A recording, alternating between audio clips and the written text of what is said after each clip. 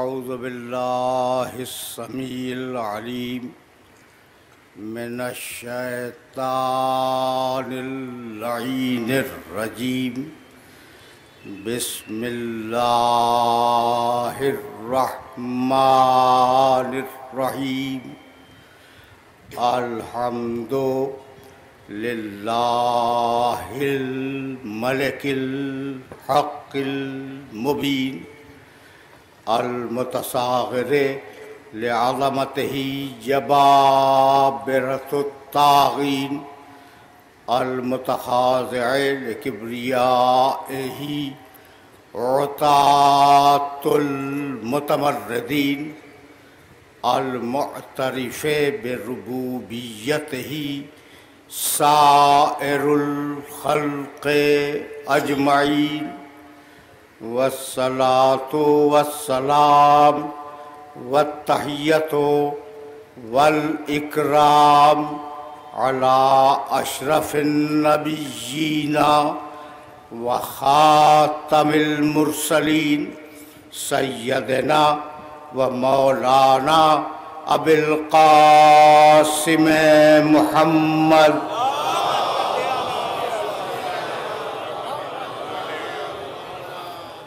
وأهل بيته الطيبين الطاهرين المعصومين المظلومين أما بعد فقد قال الله سبحانه وتعالى في محكم كتابه المبين بسم الله الرحمن الرحيم سبح اسم ربك الأعلى الذي خلق فسوى والذي قدر فهدى والذي أخرج المرعى فجعله غثاء أحوى الصلوات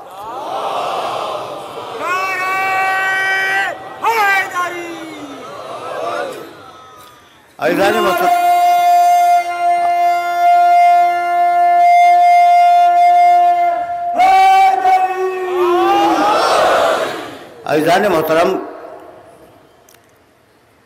سبیل الہی کے عنوان سے ہم نے جس سلسلہ گفتگو کا آغاز کیا تھا، سلسلہ گفتگو کے لیے جن آیات کی تلاوت کا شرف حاصل کیا جا رہا ہے وہ 5 آیتیں ہیں۔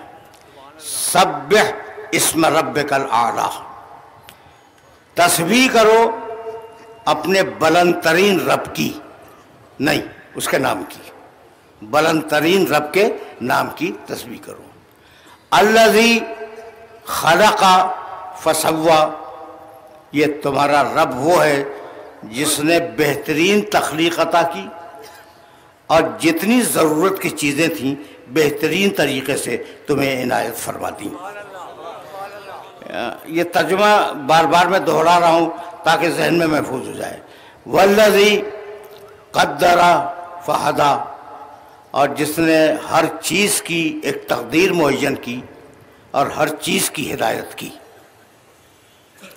والذی اخرج المرعی، یہ تمہارا رب وہی ہے جو تمہارے مویشیوں کے لیے اور تمہارے لیے سبزیاں اگاتا ہے، چارہ اگاتا ہے، بیل بوٹے اگاتا ہے۔ ثم جعلہ غثاء احوا، اور اس کے بعد اسے بھوسے میں تبدیل کر دیتا ہے۔ بنایا تو بیل بوٹا بنایا اور جب اسے گرایا تو بھوسا بنا کے چھوڑ دیا۔ یہ وہ آیات ہیں جن پر سلسلہ گفتگو آگے بڑھ رہا ہے۔ ان آیات کو بار بار ترجمے کے ساتھ پیش کرنے کی ضرورت میں نے اس لیے محسوس کی کہ تمہیں اندازہ ہو جائے کہ جو چیز بھی پروردگار نے اس دنیا میں خلق کی ہے، کچھ بھی ہو، جو چیز بھی خلق کی ہے وہ اپنے کمال پہ خلق کی ہے، اس میں کوئی نقص نہیں ہے، کوئی عیب نہیں ہے، ہر شے بے عیب خلق کی۔ سبح اسم ربک الاعلی الذی خلق، اس نے جب خلق کیا تو بے عیب خلق کیا۔ فسوا، جب تمہیں ضرورت کی چیزیں دیں تو بے عیب طریقے سے دیں۔ قدرہ جب اس نے تقدیر معین کی تو بے عیب تقدیر معین کی، ہدا جب تمہاری ہدایت کی تو بے عیب طریقے سے ہدایت کی۔ یہاں تک ہم پہاڑ، جمادات، حیوان، انسان سب برابر ہیں، لیکن اب یہیں سے انسان الگ ہوتا ہے۔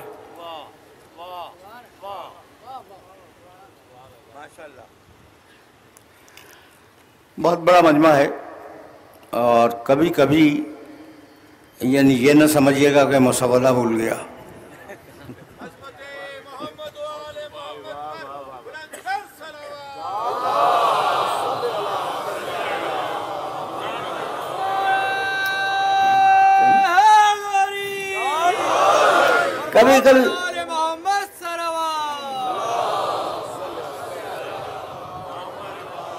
کبھی یہ خیال ہوتا ہے کہ بات کو بیان کیا جائے یا بیان نہ کیا جائے۔ مجھے ایک چیز بتا دو کہ اگر میں تمہاری سماعتوں پہ بھروسہ نہ کروں تو کیا مسجد کے ملا کی سماعت پہ بھروسہ کروں؟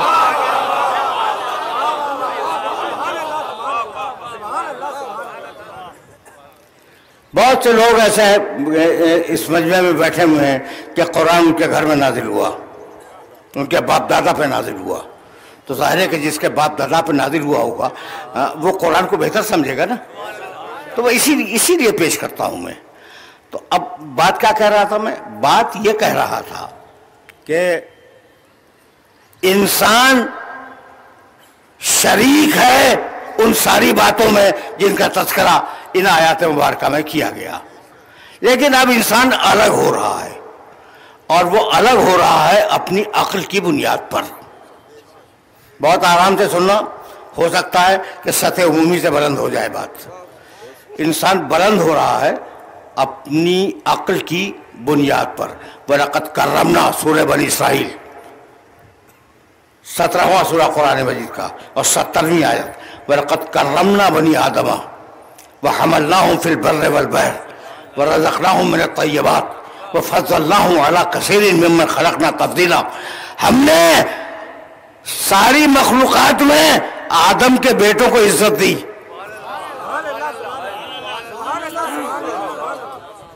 پالیسی ہے پروردگار کی، وَلَقَدْ كَرَّمْنَا بَنِي آدَمَ، ہم نے آدم کے بیٹوں کو ساری مخلوقات میں کرامت اور فضیلت سے سرفراز کیا۔ تو کوئی نہ کوئی کرامت تو تمہارے پاس ہے اور کوئی نہ کوئی فضیلت تو ہے۔ اب آرام سے آیتیں سنتے جانا، اور اگر بہت زیادہ ہو جائیں تو قرآن کا سننا بھی ثواب ہے، قرآن کا پڑھنا بھی ثواب ہے۔ ٹھیک ہے نا؟ اچھا، حالانکہ میں آیات بہت زیادہ نہیں پڑھوں گا، لیکن جب یہاں تک آ گیا ہوں، قرآن عجیب کتاب ہے۔ اس کتاب نے دیکھو آسانی سے پڑھ کے نکل جاؤ تلاوت کرتے ہوئے تو سمجھ میں نہیں آئے گا کہ کیس کیا ہے، اور جب ایک سبجیکٹ کی آیتوں کو جمع کرو گے تو کیس سمجھ میں آ جائے گا۔ یہ بہت باریک بات میں نے کہہ دی ہے۔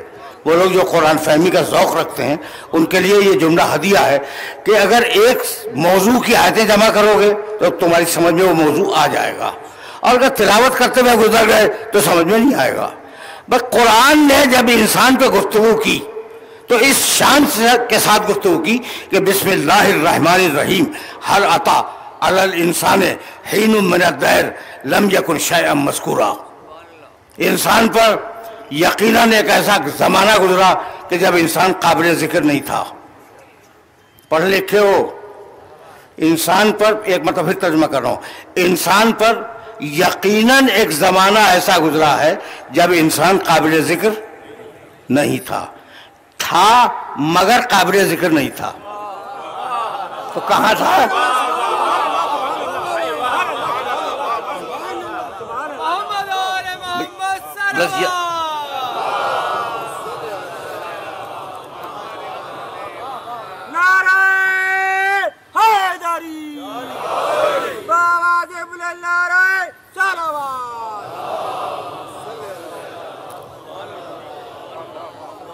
یعنی پرانی سائنس کی روشنی میں آگ، پانی، ہوا اور مٹی، ان کو ملا کر انسان بنایا گیا نا.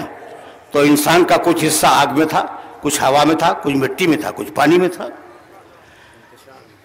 تو حل عطا علی الانسان حین من الدہر لم یکن شیئا مذکورا، انسان قابل ذکر نہیں تھا. انا خلقنا الانسان، اب دیکھو انسان کی تاریخ چل رہی ہے. انا خلقنا الانسان من نطفۃ امشاج، ہم نے انسان کو ملے ہوئے آب مخلوط سے پیدا کیا. دو باتیں ہو گئیں. پھر فرماتا ہے نبتلی ہے، اور ہم نے یہ طے کیا کہ ہم اس انسان کا امتحان لیں گے. یہی تو پالیسی میکنگ جملہ ہے کہ جانور کا امتحان نہیں ہے، پہاڑوں کا امتحان نہیں ہے، چوپایوں اور مویشیوں کا امتحان نہیں ہے.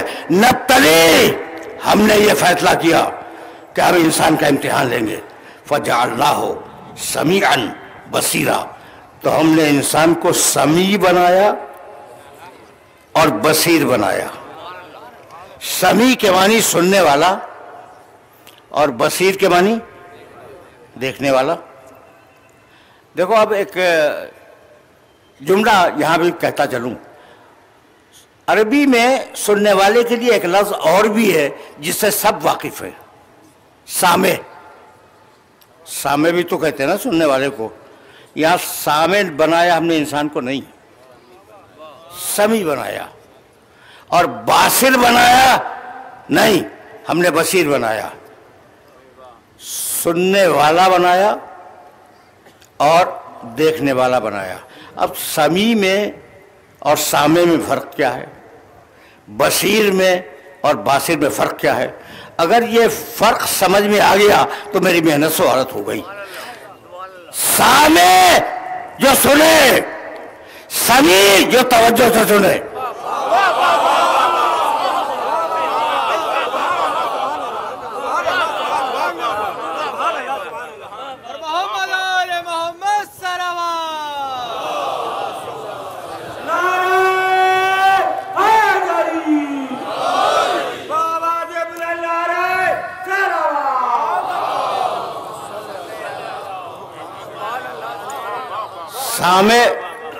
سامع تو جانور بھی ہے لیکن سمیع نہیں ہے. سمیع کے معنی توجہ سے سنے، نتائج پہ نگاہ رکھے. باصر جو دیکھے، بصیر جو توجہ کے ساتھ دیکھے اور نتائج کے اوپر نگاہ اس کی مرتکز رہے. اب ایک لفظ کہنا چاہ رہا ہوں میں. سارے جانور دیکھتے ہیں، انسان توجہ سے دیکھتا ہے. دیکھو پچھلی ساری تقریریں ریلیٹ ہو جائیں گی اس مقام پر. سارے جانور دیکھتے ہیں، انسان توجہ سے دیکھتا ہے. سارے جانور سنتے ہیں، انسان توجہ سے سنتا ہے. جہاں توجہ آئی وہاں عقل آئی.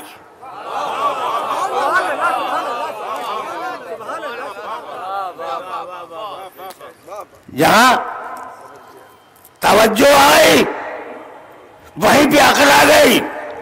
تو اب عقل کا کردار شروع ہوا. فجعلناہ سمیعا بصیرا، ہم نے انسان کو قوت سماعت بھی دے دی اور ہم نے انسان کو قوت بصارت بھی دے دی.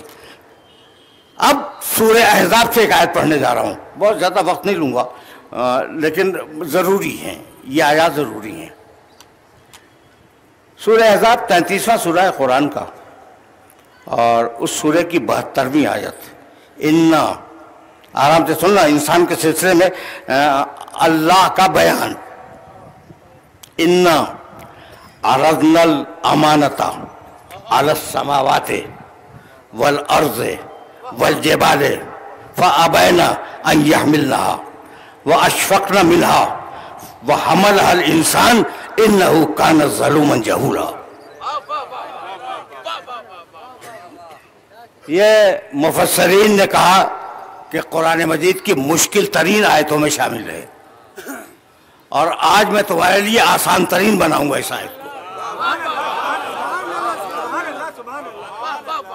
اس لیے کہ بھائی بات یہ ہے کہ یہ ہمارا مسئلہ ہے کہ ہم قرآن مجید کو مفسروں سے نہیں لیتے، ان سے لیتے ہیں جن پر قرآن نازل ہوا.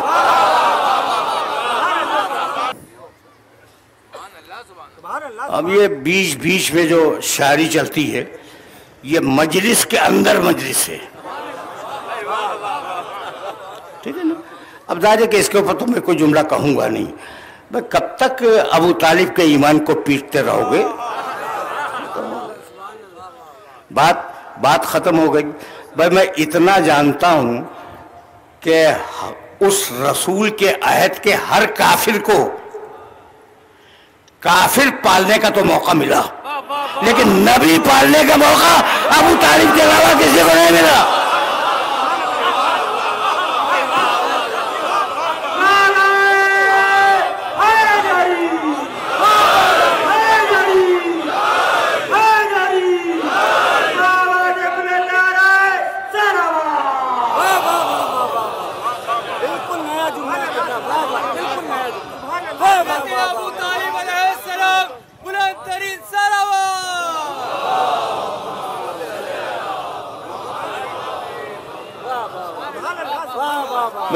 اس جملے کو یاد رکھو گے نا، یہ بالکل آف دا ریکارڈ بیچ میں آ گیا کہ ہر کافر کو اپنے گھر میں کافر پالنے کا موقع تو ملا، لیکن نبی پالنے کا موقع اور نبی پالنے کا شرف ابو طالب کے علاوہ کسی کو نہیں ملا، اور خدا کی قسم قیامت تک نہیں ملے گا، اس لیے کہ نبوت ہی ختم ہو گئی.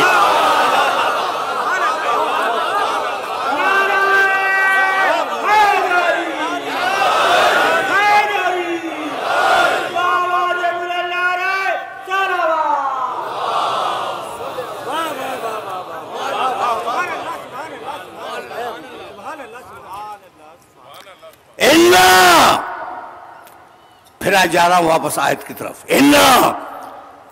حوالہ دے چکا. عرضنا الامانۃ، ہم نے اپنی امانت کو پیش کیا. کون کہہ رہا ہے بھائی؟ اللہ.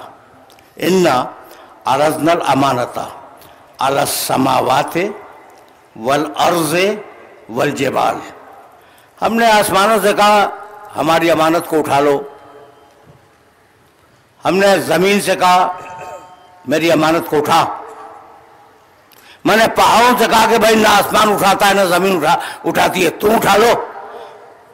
فَأَبَيْنَ أَن يَحْمِلْنَهَا، آسمانوں نے انکار کر دیا، پہاڑوں نے انکار کر دیا، زمین نے انکار کر دیا. اور کیا کہہ کے انکار کیا؟ اشفقن منہا، مالک اس کا تیری امانت کا بوجھ بہت زیادہ ہے. سن رہے ہو نا؟ قرآن ہے قرآن.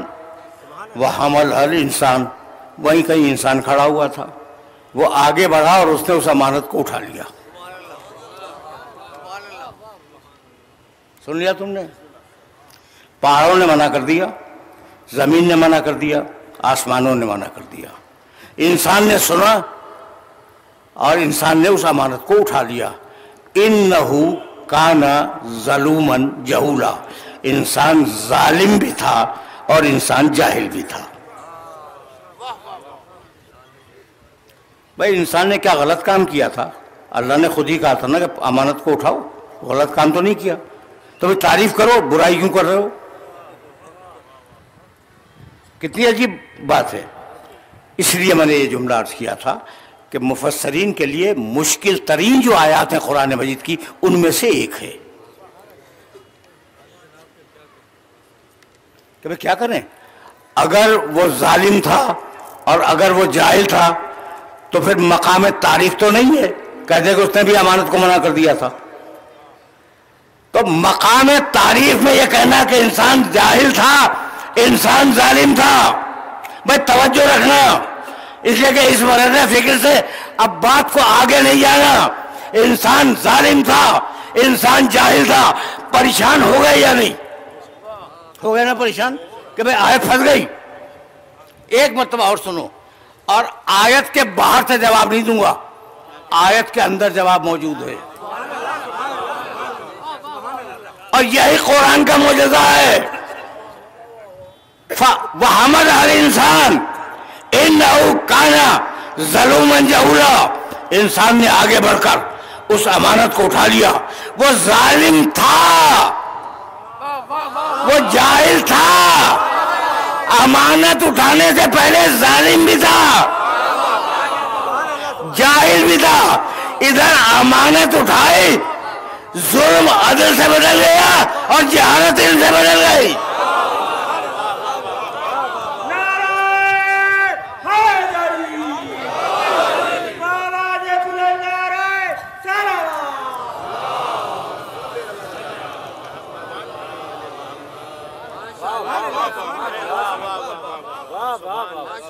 یہ عجیب مرحلہ فکر ہے جس مرحلہ فکر پہ آ گیا میں۔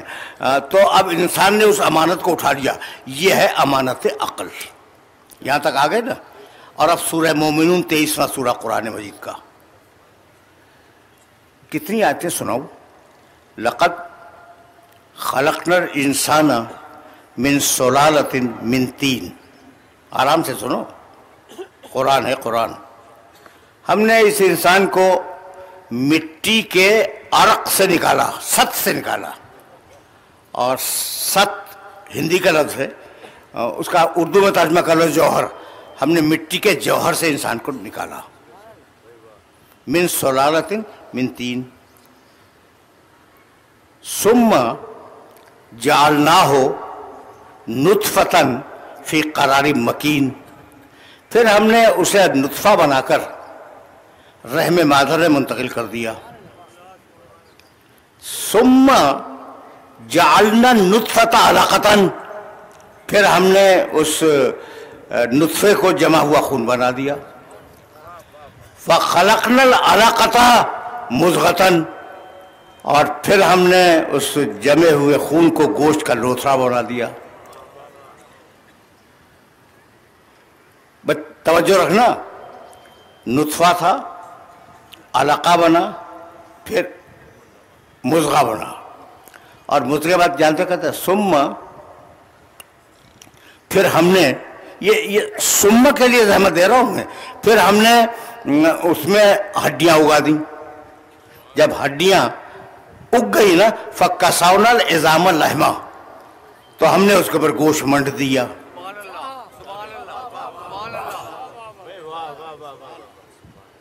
ہم نے اس کے اوپر گوشت منڈ دیا۔ ثُمَّ أَنشَأْنَاهُ خَلْقًا آخر، پھر ہم نے ایک نئی چیز بنا کر اسے دنیا میں بھیج دیا۔ فَتَبَارَكَ اللَّهُ أَحْسَنُ الْخَالِقِينَ، بس بابرکت ہے اللہ جو بہترین خالق ہے نا یہ مسائل؟ میرے محترم دوست، اب اگر بیچ بیچ میں ان کے کام کی بات نہ ہو،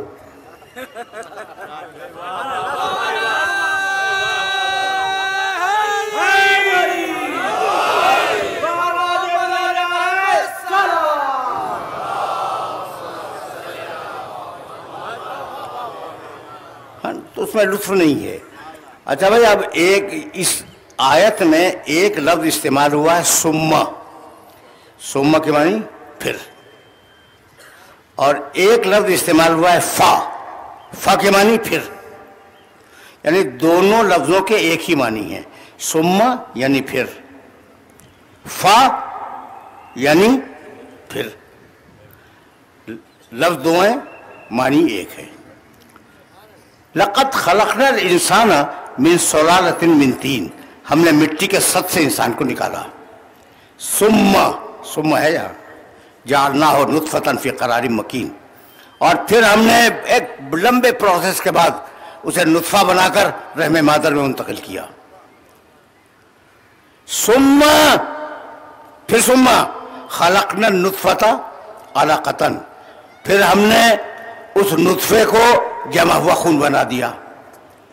اب یہاں تک ثم تھا نا، پھر اب جانتے ہو کیا کہتا ہے؟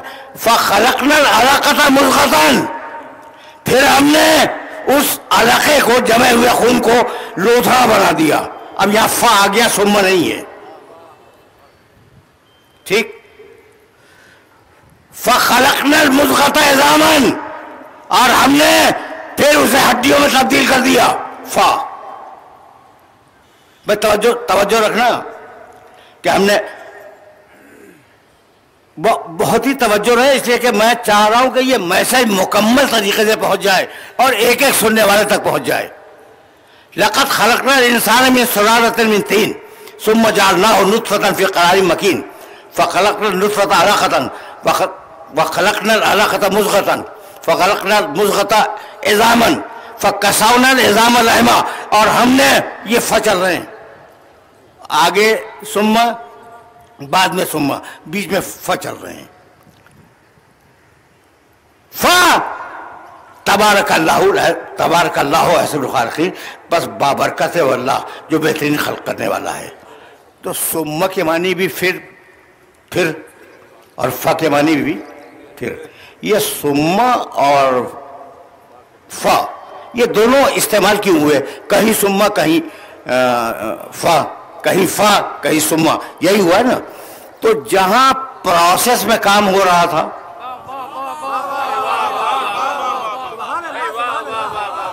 بہت علمی اور دقیق مرحلہ ہے، جہاں پروسیس میں کام ہو رہا تھا وہاں ثم،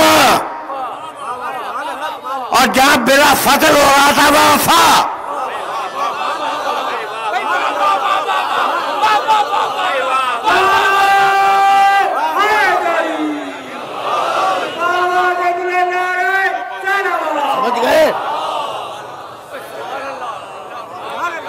دیکھو یہ قرآن کے رموز ہیں، اور اگر یہ پہنچ گئے تو میری محنت سوارت ہے. جہاں بلا فاصلہ کام ہو وہاں فا استعمال کرتا ہے، جہاں فاصلے کے ساتھ کام ہو وہاں ثم استعمال کرتا ہے. یہ دلیل قرآن کی یاد رکھو گے کہ جہاں فاصلہ ہو وہاں ثم، جہاں فاصلہ نہ ہو وہاں فا. من کنت مولا ہو فہذا علی المولا.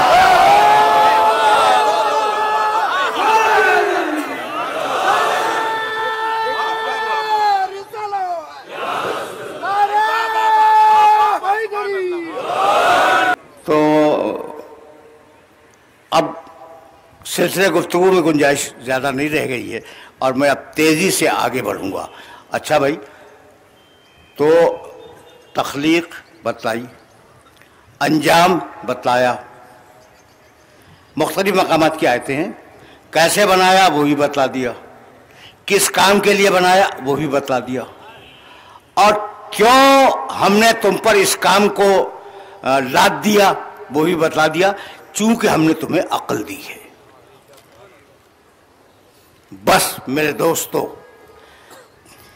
اب میرے جملے کو یاد رکھنا، جہاں عقل ہوگی وہاں شعور ہوگا، اور جہاں شعور ہوگا وہاں عدل ہوگا. یہ جملہ میرا یاد رکھنا، لیکن یہ جملے تمہیں بہت بعد میں کام آئیں گے. ہاں، جہاں عقل ہوگی وہاں شعور ہوگا، اور جہاں شعور ہوگا وہاں عدل ہوگا. یہی سبب ہے کہ پروردگار نے جب انبیاء کی بعثت کا تذکرہ کیا، لقد بعثنا فی کل امۃ رسولا ان اعبدوا اللہ واجتنبوا الطاغوت فمنهم من هدى الله ومنهم من قطع الضلالة فسیروا فی الارض فانظروا کیف کان عاقبۃ المکذبین. ہم نے کوئی گروہ نہیں چھوڑا جس میں رسول نہ بھیجے ہوں، ہر گروہ میں رسول آئے.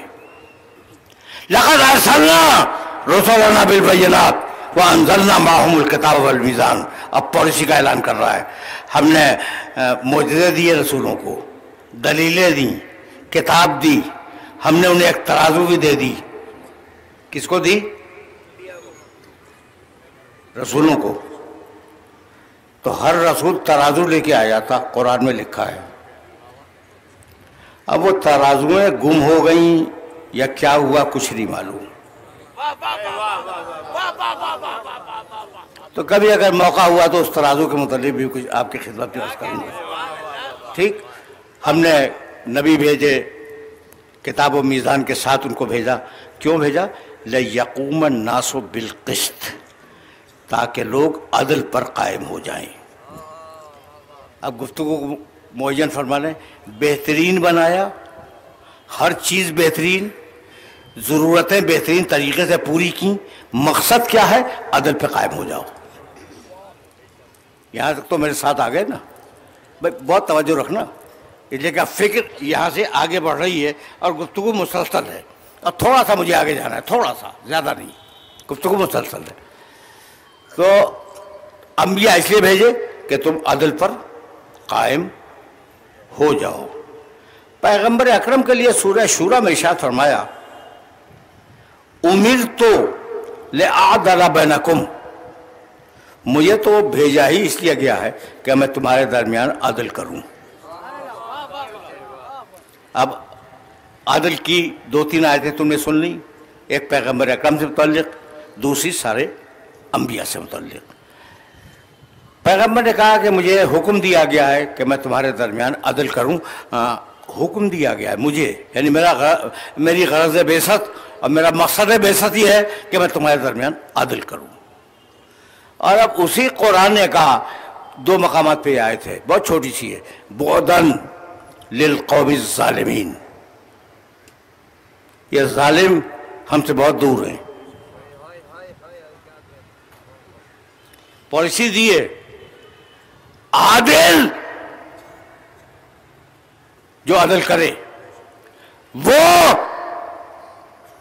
انبیاء کی سیرت پہ عمل کرے، اور بعداً للقوم الظالمین، ظالم اس سے بہت دور ہے. اچھا بھائی جب ظالم دور ہے تو عادل قریب ہوگا نا.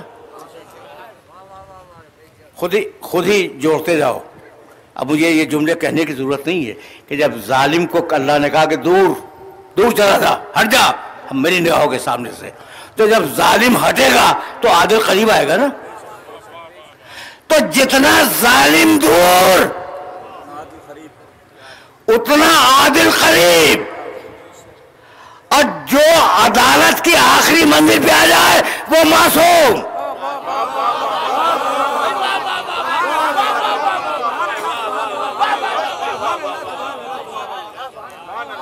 کبھی اس کی بھی تشریح کروں گا کہ معصوم کے معنی کیا ہیں، لیکن جو مقام قرب پر آخری منزل پہ آ جائے وہ معصوم. کون ہے جو آخری منزل پہ ہے مقام قرب کے؟ بتا سکتے ہو؟ ایک ہی ہے جسے لے جا کے قاب قوسین پہ بٹھا دیا.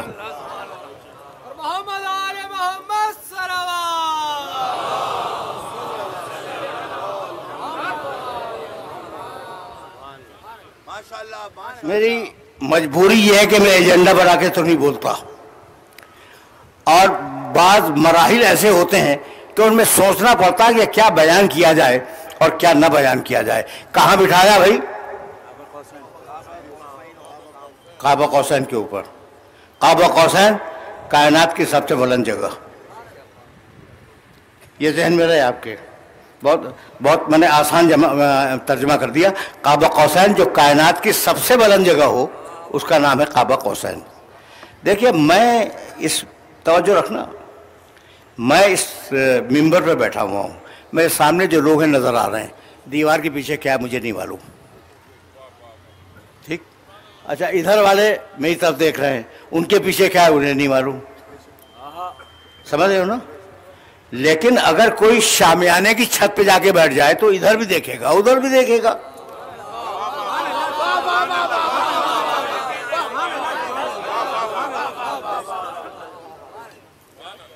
بھائی ایسا ہے یا نہیں؟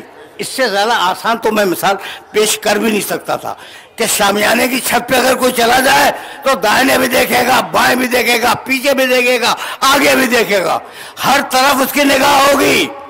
اسے کائنات کا سب سے بلند نگاہ مقام پہ لا کے بٹھا دیا تو اب وہ ایک طرف ماضی کو دیکھ رہا ہے، دوسری طرف مستقبل کو دیکھ رہا ہے. اسی کا نام ہے عالم الغیب.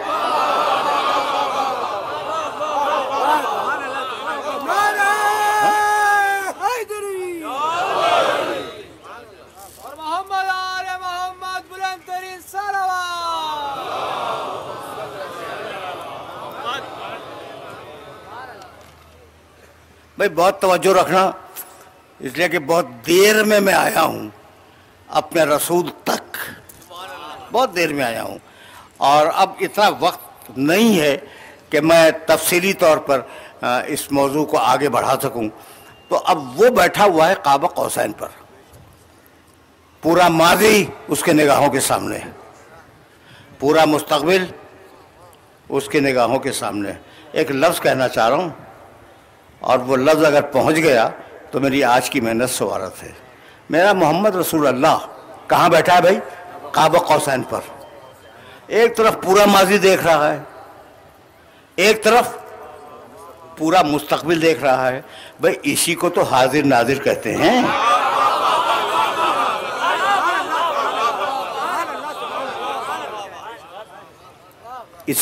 اسی کو تو حاضر ناظر کہتے ہیں نا۔ حاضر ناظر کوئی اور چیز تو نہیں ہے۔ اب دو آیتیں، دو چھوٹی چھوٹی آیتیں سنتے جاؤ، اور وہ دونوں آیتیں تم ان سے مانوس ہو۔ کتب اللہ علی نفسہ الرحمہ، اب میں محمد رسول اللہ پہ براہ راست آ گیا۔ کتب اللہ نے فیصلہ کر لیا ہے کہ جتنی رحمتوں کے خزانے ہیں وہ میرے پاس رہیں گے۔ کہاں رہیں گے بھائی؟ اللہ کے پاس۔ تو رحمتوں کے خزانے کہاں ہیں؟ اللہ کے پاس۔ یہ ایک آیت ہو گئی، یہ ایک آیت ہو گئی۔ اور اب دوسری آیت جس سے بہت زیادہ قریب ہو وہ پڑھ دوں، وما ارسلناک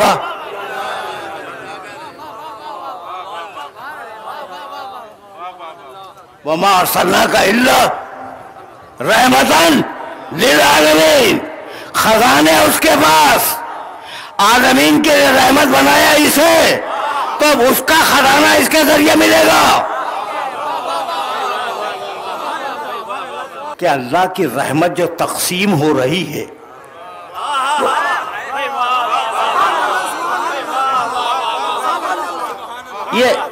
یہ مانتے ہو یا نہیں کہ اللہ کی رحمت جو تقسیم ہو رہی ہے وہ محمد رسول اللہ کے ذریعے تقسیم ہو رہی ہے نا؟ تو اب رحمت اللہ کی تقسیم کرنے والا محمد رسول اللہ۔ دیکھو تقسیم کرنے والے کے لیے پہلی شرط تو یہ ہے کہ وہ زندہ ہو۔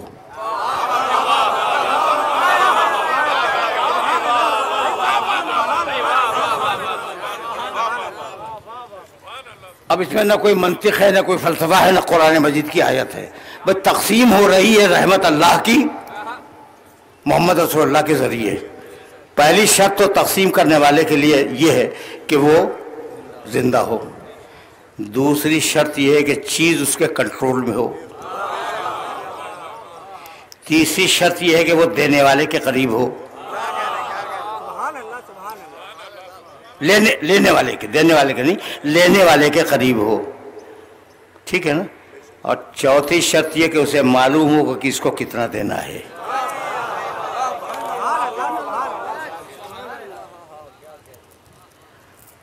فیصلے ہو گئے، ان جملوں میں فیصلے ہو گئے کہ جو رحمت تقسیم کرے وہ زندہ ہو، چیز اس کے کنٹرول میں ہو، ٹھیک؟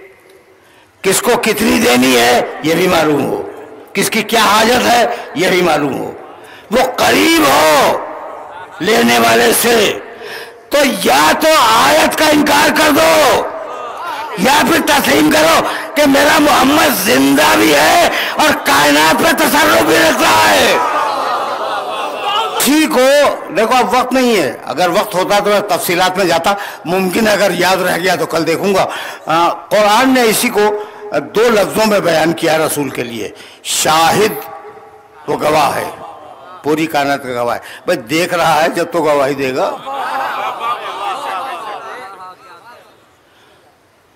آیتیں نہیں پڑھوں گا، میرے پاس بہت سی آیتیں ہیں اس موضوع کے اوپر۔ میرا محمد گواہ ہے، شہید میرا محمد گواہ ہے۔ اب گواہ کے لیے بھی دو لفظ ہیں، شاہد اور شہید۔ جو آنکھ سے دیکھے وہ شاہد، جو دل کی آنکھ سے دیکھے وہ شہید۔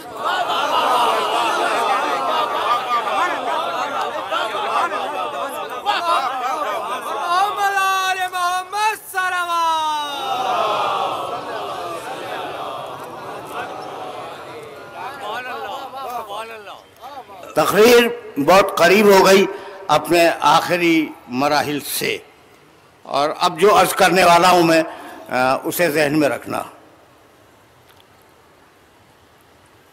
ذہن میں رکھنا، ریکویسٹ ہے میری۔ کیا لفظ میں نے بتایا؟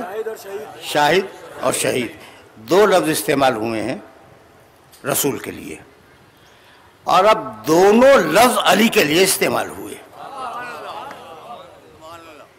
تم پوچھو گے نا کہ وہ دونوں لفظ کہاں ہیں، سورہ ہود میں جا کے دیکھ لینا. افمن کان علی بینۃ من ربہ ویتلوہ شاہد منہ. تم اس رسول کا انکار کرو گے جو اپنے اللہ کے پاس سے معجزہ لے کے آیا ہے. وَيَتْلُوهُ شَاهِدٌ مِّنْهُ، اور ہم نے اسے اکیلا نہیں بھیجا، اس کے ساتھ ایک گواہ بھیجا ہے جو اسی میں سے ہے.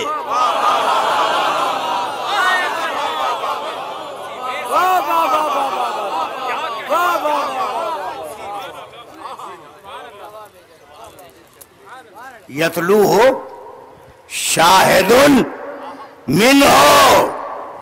بھائی اب رک جاؤ، یتلوہ کے بارے جانتے ہو جو بلا فاصلہ آئے.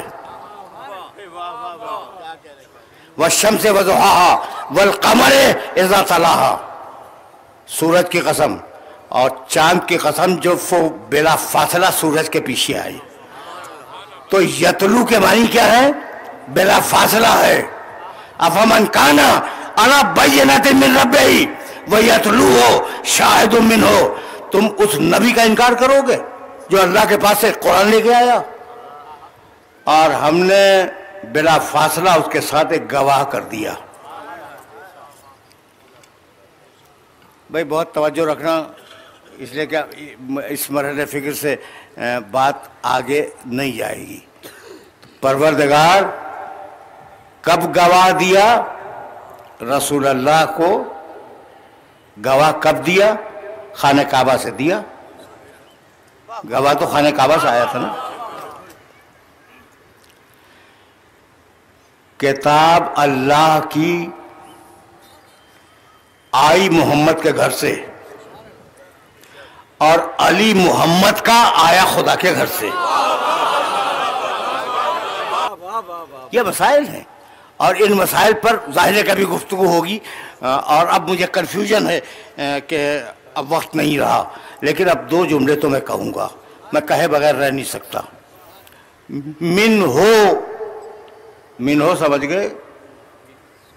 من ہو یتلوہ شاہد من ہو، پیچھے پیچھے اس کے ایک گواہ آ رہا ہے، من ہو جو اسی سے ہے. من کا تم سے، من کم تم لوگوں سے، من ہم ان سے. یہ من کے معنی سے کے ہیں، اور جب ضمیریں بدلیں گی تو لفظ کا مفہوم بدل جائے گا. تو یا علی انت منی وانا منک، تو مجھ سے میں تجھ سے. روایت پڑھوں؟ فاطمہ تو منی، تم نے روایت سنی ہوگی بذات منی. اب یہ روایت مجھ سے سنتے جاؤ، بہار الانوار میں ہے. فاطمہ تو منی، فاطمہ مجھ سے، علی مجھ سے، فاطمہ مجھ سے. یہ جملہ میں نے کبھی کہا تھا، اور آج اپنی ہی تقریر سے مستعار لے کے جملہ ہدیہ کر رہا ہوں. اتفاق سے ذہن میں آ گیا. میرا سننا، یہ جملہ سنو اور مجھے اجازت دے دو، اب دامن وقت میں گنجائش نہیں ہے. علی مجھ سے، فاطمہ مجھ سے. حسن منی، حسن مجھ سے. حسین منی وانا من حسین، حسین مجھ سے میں حسین سے. تو علی مجھ سے، رسول کہہ رہے ہیں، فاطمہ مجھ سے، حسن مجھ سے، حسین مجھ سے. اب میں اپنی ہی تقریر سے ایک جملہ مستعار لے رہا ہوں. ازواج رسول کی،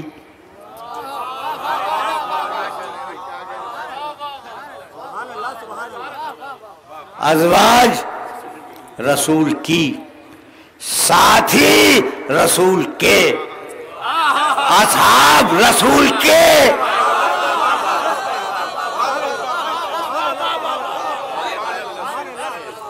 تو پوری تاریخ اسلام میں کچھ کے ہیں، تجھ سے ہے۔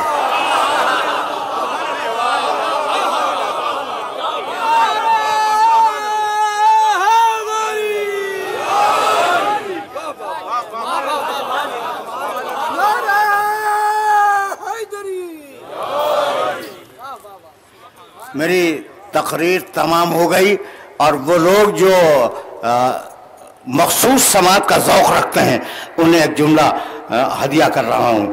جب سورہ براءت کو کے سے دیا اور سے کو دیا،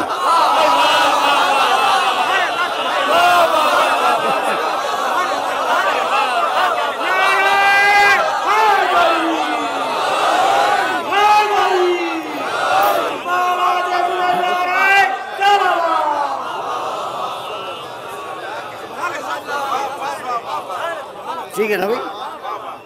اب اس سے زیادہ تو میں کچھ عرض بھی نہیں کر سکتا۔ اب تو میرے پاس مصائب پڑھنے کے لیے بھی گنجائش نہیں رہی۔ امت رسول کی کربلا کی جنگ کے اور سے کی جنگ ہے۔ ایک طرف وہ ہے جو رسول سے ہے، دوسری طرف رسول کی امت ہے۔ دیکھو بھائی، یہ جو کربلا ہے نا، یہ ایک معیار ہے کہ عقل کدھر ہے، بے عقلی کدھر ہے، فجور کدھر ہے، تقوی کدھر ہے۔ یہ ایک معیار ہے۔ جب عاشور کی صبح طالع ہوئی، دو جملے سن لو، گنجائش نہیں ہے وقت میں ورنہ میں تفصیل بیان کرتا۔ جب عاشور کی صبح طالع ہوئی تو مجھے مقتل کی کتابوں میں دو گواہیاں ملی، اور وہ دونوں گواہیاں تمہیں ہدیہ کر رہا ہوں۔ صبح ہو گئی، پیسر سعد نے پہلا تیر اپنی کمان میں جوڑا، اور جوڑنے کے بعد کہنے لگا کہ لشکر والوں گواہ رہنا کہ حسین کے خیموں کی طرف پہلا تیر میں پھینک رہا ہوں تاکہ مجھے انعام ملے۔ سن لیا تم نے؟ اس نے لشکر کو گواہ بنایا دنیا کے لیے۔ کل کی بات پھر آ گئی نا، ادھار اور نقد۔ لشکر والوں گواہ رہنا کہ پہلا تیر خیام حسینی کی طرف میں پھینک رہا ہوں تاکہ مجھے یزید کے دربار سے انعام ملے۔ اور اسی کربلا کے میدان میں ایک گواہی اور ہے۔ جب حسین ابن علی نے اکبر کو بھیجا ہے تو اپنی ریش مطہر اپنے ہاتھوں میں رکھی اور کہنے لگے اللہم اشہد علی ہؤلاء القوم، پروردگار تو گواہ رہنا۔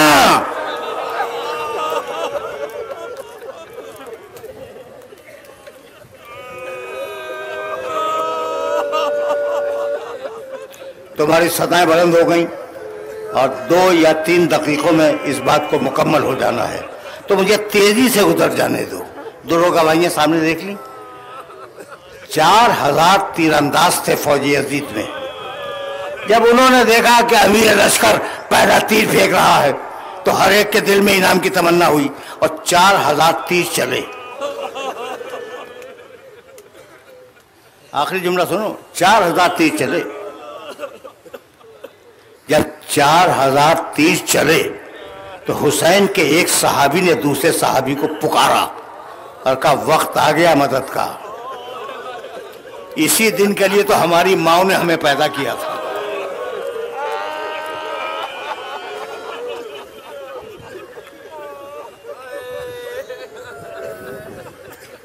کہا کیا کریں؟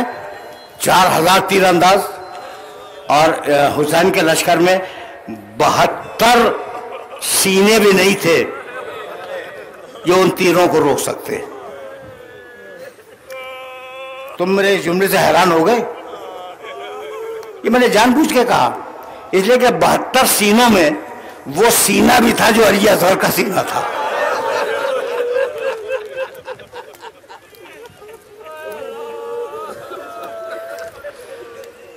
حسین کے ساتھیوں نے مشورہ کیا اور یہ طے کیا کہ جن کے پاس گھوڑے ہیں وہ گھوڑوں پر کھڑے ہو جائے اور پرے جما لیں تاکہ کوئی تیر حسین تک نہ پہنچنے پائے، کوئی تیر حسین تک نہ جانے پائے۔ گھوڑے جما کے کھڑے ہو گئے، بیچ میں جگہ تھی نا، اس خلا سے تیر جا سکتا تھا، تو وہ جو پیادہ سوار تھے حسین کے وہ اکڑو بیٹھ گئے۔ بس آخری جملہ سنو، اب طویل مصائب کا وقت نہیں ہے، آخری جملہ سنو، اکڑو بیٹھ گئے۔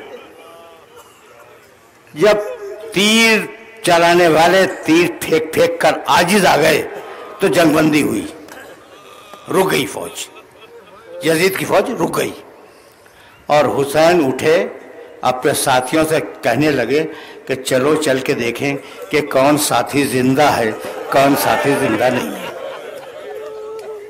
بس یہ میری تقریر کا آخری جملہ سنو اور مجھے اجازت دے دو۔ حسین دیکھتے ہوئے جا رہے تھے کہ ایک مرتبہ کسی بیوی کی سسکیوں کی آواز آئی، کوئی بیوی رو رہی تھی۔ حسین نے کسی سے پوچھا یہ بیوی کون ہے؟ کہا یہ مسلم ابن اوسدہ کی کنیز ہے، 86 برس کا شیر، یہ مسلم پہ رو رہی ہے۔ کیا میرا مسلم مر گیا؟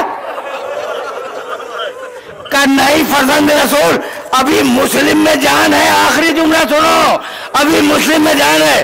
آئے اور آنے کے بعد مسلم کا سر اپنے زانوں پہ رکھ لیا، کہا مسلم کیسے ہو؟ مسلم نے جواب نہیں دیا، کہا فرزند رسول حق ادا ہوا یا نہیں؟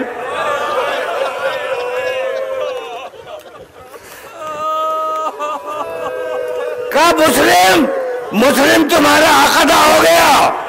حبیب ابن آخری جملہ، حبیب ابن مظاہر ساتھ ہے، مسلم کی سانس اکھڑ چکی تھی۔ ایک مرتبہ حبیب کہنے لگے مسلم تمہاری کنیز ہے، تمہارا 4 سال کا بچہ ہے، خیمے میں تمہاری بیوی ہے۔ بس آخری جملہ سنو، آخری جملہ ہے، خیمے میں تمہاری بیوی ہے، میں تو ابھی زندہ ہوں، اگر کوئی وصیت کر سکتے ہو تو اپنے بال بچوں کے لیے وصیت کرو۔ اکھڑی ہوئی سانسوں میں ایک مرتبہ انگڑائی لی مسلم نے اور آنکھیں جما دی حسین پر اور کہنے کہ حبیب ان کے لیے کوئی وصیت نہیں ہے، میرے مظلوم کا میرے بات خیال ہے۔